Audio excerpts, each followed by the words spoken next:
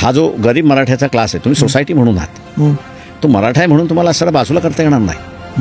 प्रश्न असे त्याच्यामध्ये तो समाजाचा घटक आहे.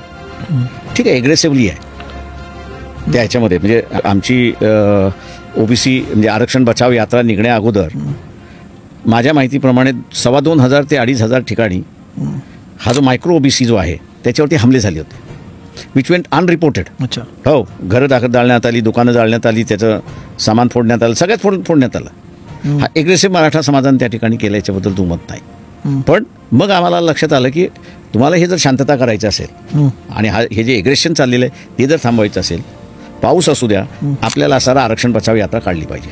आणि मग त्या आरक्षण या बचाव यात्रेमध्ये आमचं जे स्लोगन होतं की जरांगे पाटील यांनी जी मागणी मागितलेली आहे की ओबीसीतून आरक्षण द्या, म्हणजे मराठा समाजाला ओबीसीतून आरक्षण द्या. वंचित बहुजन आघाडीने जशी भूमिका घेतली आहे की देता येत नाही, विरोध आहे, तसं इथल्या राजकीय पक्षाने सुद्धा बोलावं.